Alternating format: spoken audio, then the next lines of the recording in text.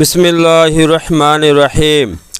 নামাজে তাগিদ ও ফজিলত সম্পর্কে 40 হাদিস। হাদিসের কিতাবসমূহে নামাজের ব্যাপারে যথেষ্ট তাগিদ ও ফজিলত বর্ণিত হইয়াছে। তৎসমুদয় একত্রে বর্ণনা করা দুরূহ ব্যাপার। তবুও সংক্ষেপে 40টি হাদিসের অনুবাদ নিম্নে দেওয়া গেল। 1 নম্বর, রাসূল পাক সাল্লাল্লাহু আলাইহি ওয়াসাল্লাম ইরশাদ ফরমায়াছেন, আল্লাহ জাল্লা শানহু আমার উম্মতের উপর সর্বপ্রথম নামাজ ফরজ করিয়াছেন এবং কিয়ামতের দিবস সর্বপ্রথম নামাজের হিসাব নেওয়া হইবে। 2 নম্বর, নামাজের ব্যাপারে আল্লাহকে ভয় করো, নামাজের ব্যাপারে আল্লাহকে ভয় করো। 3 নম্বর, মানুষের মধ্যে এবং শিরকের মধ্যে একমাত্র নামাজই প্রতিবন্ধক। 4 নম্বর, ইসলামের নিদর্শন একমাত্র নামাজ। যে ব্যক্তি একাগ্রচিত্তে ওয়াক্ত ও সময়ের প্রতি লক্ষ্য রাখিয়া নামাজ পড়ে সে মোমেন। 5 নম্বর, আল্লাহ পাক ঈমান ও নামাজের চাইতে উত্তম শ্রেষ্ঠতর আর কোনো বিষয়কে ফরজ করেন নাই। যদি করিতেন তবে ফেরেশতাগণকে উহা করিবার নির্দেশ দিতেন। ফেরেশতাগণ দিবারাত্রি কেহ রুকুতে আর কেহ সেজদায় পড়িয়া থাকে। 6 নম্বর, নামাজ দ্বীন ইসলামের খুঁটি। 7 নম্বর, নামাজের দ্বারা শয়তানের মুখ কালো হইয়া যায়। 8 নম্বর, নামাজ মুমিনের নূর স্বরূপ। 9 নম্বর, নামাজ শ্রেষ্ঠ জেহাদ।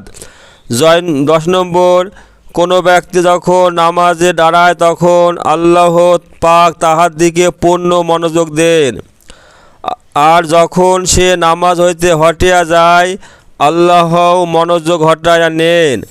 11 নম্বর, যখন কোনো আসমানি বালা অবতীর্ণ হয় তখন মসজিদ আবাদকারীদের উপর হইতে বিপদ সরিয়া যায়। 12 নম্বর, কোনো পাপের দরুন নামাজি জাহান্নামে প্রবেশ করিলে তাহার সেজদার অঙ্গ দোজকের অগ্নি স্পর্শ করিবে না। 13 নম্বর, সেজদায় ব্যবহৃত অঙ্গকে আল্লাহ পাক অগ্নির জন্য হারাম করিয়া দিয়াছেন। 14 নম্বর, সঠিক ওয়াক্তে নামাজ আদায় করা আল্লাহর নিকট সর্বাপেক্ষা প্রিয়। 15 নম্বর, আল্লাহ মানুষকে সেজদায় রত অবস্থায় যখন কপাল মাটিতে মেশায় দেখিতে অধিক ভালোবাসেন। 16 নম্বর, সেজদায় রত অবস্থায় আল্লাহর নৈকট্য সর্বাপেক্ষা বেশি লাভ হয়। 17 নম্বর, নামাজ বেহেশতের কুঞ্জি মানে চাবি। 18 নম্বর, মানুষ নামাজে দাঁড়াইলে তাহার জন্য বেহেশতের দরজা খুলিয়া যায় এবং আল্লাহ তাআলা ও নামাজীদের মধ্যে কোনো পর্দা থাকে না।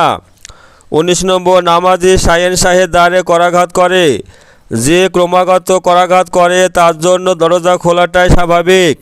20 নম্বর, দেহের জন্য যেমন মস্তক, দিনের জন্য তেমন নামাজ।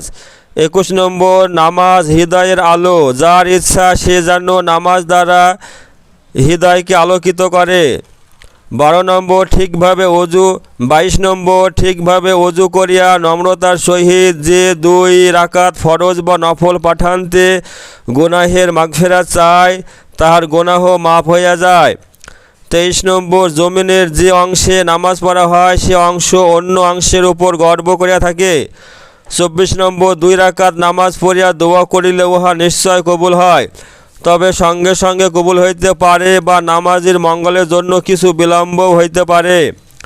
25 নম্বর, যে নির্জনে 2 রাকাত নামাজ আদায় করে যা আল্লাহ ও ফেরেশতা ব্যতীত আর কেহ জানে না, সে জাহান্নাম হইতে মুক্তির পরোয়ানা পাইল। 26 নম্বর, যে একটি ফরজ আদায় করিল আল্লাহর দরবারে তাহার একটি দোয়া কবুল হইল। 27 নম্বর, যে 5 ওয়াক্ত নামাজ গুরুত্ব সহকারে রুকু, সেজদা, ওযু ইত্যাদি সঠিকভাবে আদায় করে তাহার জন্য জান্নাত ওয়াজিব, দোজখ হারাম। 28 নম্বর, মুসলমান যখন ইহতিমামের সহিত 5 ওয়াক্ত নামাজ পড়িতে থাকে শয়তান তাহাকে ভয় করে, আর সে যখন নামাজে গাফিলতি করে তখন শয়তানের সাহস বাড়িয়া যায় এবং তাহাকে কুপথে নিয়ে যাইবার সুযোগ পায়। 29, ওয়াক্তমতো নামাজ পড়া সর্বশ্রেষ্ঠ আমল। 30, নামাজ প্রত্যেক পরেশগার ব্যক্তির কোরবানি স্বরূপ। 31, আল্লাহর নিকট সবচেয়ে প্রিয় আমল আওয়াল ওয়াক্তে নামাজ পড়া। 32, প্রাপ্তকালে যে নামাজ পড়িতে যায় তাহার হাতে ইমানের ঝান্ডা থাকে। 33 জোহরের পূর্বে 4 রাকাত, তাহাজ্জুদে 4 রাকাতের সমতুল্য। 34 জোহর নামাজের পূর্বে 4 রাকাত, সুন্নাত নামাজ 4 রাকাত তাহাজ্জুদে সমপরিমাণ। 35 মানুষ যখন নামাজে দণ্ডায়মান হয় তখন আল্লাহর রহমত তাহার দিকে রুজু হয়। 36 মধ্যরাত্রে নামাজ শ্রেষ্ঠতার নামাজ, তবে স্বল্প সংখ্যক লোকই উহা আদায় করিয়া থাকে। 37 আমার নিকট হযরত জিবরাইল আলাইহিসসালাম আসিয়া বলিলেন, হে মুহাম্মদ সাল্লাল্লাহু আলাইহি ওয়াসাল্লাম, আপনি যতদিনই বাঁচিয়া থাকুন না কেন অবশেষে একদিন আপনাকে মৃত্যুবরণ করিতে হইবে। আর যাহাকে ইচ্ছা ভালোবাসুন না কেন একদিন তাহার নিকট হইতে পৃথক হইতেই হইবে। আর ভালো মন্দ যে আমলই করুন না কেন উহার প্রতিদান অবশ্যই পাইবেন। ইহাতে কোনো সন্দেহ নাই যে মুমিনের শাফায়াত ও বুজুর্গি তাহাজ্জুদের মধ্যে। 38 রাত্রে 2 রাকাত নামাজ দুনিয়া সব কিছু হইতে উত্তম। কষ্টের আশঙ্কা না থাকিলে আমি উহা উম্মতের জন্য ফরজ করিয়া দিতাম। 39 তাহাজ্জুদের নামাজ অবশ্যই পড়িবে, কারণ তাহাজ্জুদ পড়া নেক বান্দাদের তরিকা আর আল্লাহর নৈকট্য লাভের কারণ। তাহাজ্জুদ গুনাহ হইতে বিরত রাখে, উহা প্রকৃত অন্যায় হইতে ক্ষমা লাভের উপায়। ইহা দ্বারা দেহের সুস্থতা ও লাভ করা যায়। 40 আল্লাহ তাআলা ইরশাদ করেন, হে আদম সন্তান, তুমি দিনের অগ্রভাগে 4 রাকাত নামাজ আদায়ে শৈথিল্য করিও না। আমি সারাদিন তোমার যাবতীয় কর্ম সম্পাদনের ব্যবস্থা করিব। হাদিসের কিতাব সমূহে নামাজের ফজিলত ও নামাজের প্রতি উৎসাহ দান প্রসঙ্গে অসংখ্য হাদিস বর্ণিত হইয়াছে। রিওয়ায়েত অনুসারে 40-এর এক বিশেষ তাৎপর্য রহিয়াছে বিধায় এখানে 40টি হাদিস দেওয়া হইয়াছে। কেহ উহাকে মুখস্থ করিয়া লইলে 40 হাদিস রক্ষার ফজিলত লাভ করিবে। প্রকৃতপক্ষে নামাজ এমনই এক সম্পদ যাহার মর্যাদা ওই ব্যক্তি রক্ষা করিতে পারে যাহাকে আল্লাহ পাক উহার স্বাদ গ্রহণ করাইয়াছেন। এই জন্য হুজুর সাল্লাল্লাহু আলাইহি সাল্লাম নামাজের চক্ষুর তৃপ্তি বলিয়া উল্লেখ করিয়াছেন, নামাজকে চক্ষুর তৃপ্তি বলিয়া উল্লেখ করিয়াছেন। আর এই লজ্জতের কারণেই নবী করিম সাল্লাল্লাহু আলাইহি সাল্লাম রাত্রির অধিকাংশ সময় নামাজে কাটাইয়া দিতেন।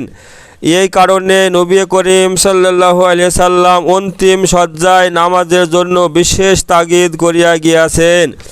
বিভিন্ন হাদিসে হুজুর পাক সাল্লাল্লাহু আলাইহি সাল্লাম আরও ফরমায়াছেন যাবতীয় আমলের মধ্যে নামাজই আমার নিকট সর্বাপেক্ষা প্রিয়। জনক সাহাবী বলেন, আমি একদিন রাত্রে মসজিদে নববীতে ছিলাম। হুজুর সাল্লাল্লাহু আলাইহি সাল্লামকে নামাজ পড়িতেছেন দেখিয়া হুজুর সাল্লাল্লাহু আলাইহি সাল্লামের পেছনে নামাজ পড়িবার আমার আগ্রহ হইল, তাই নিয়াত বাঁধিলাম।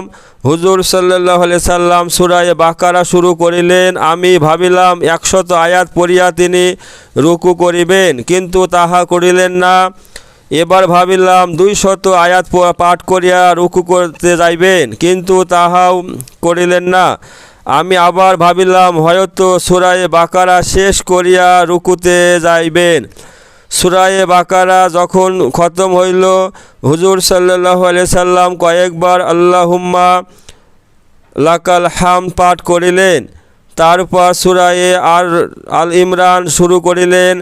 আমি চিন্তায় পড়িয়া গেলাম যে হুজুর সাল্লাল্লাহু আলাইহি সাল্লাম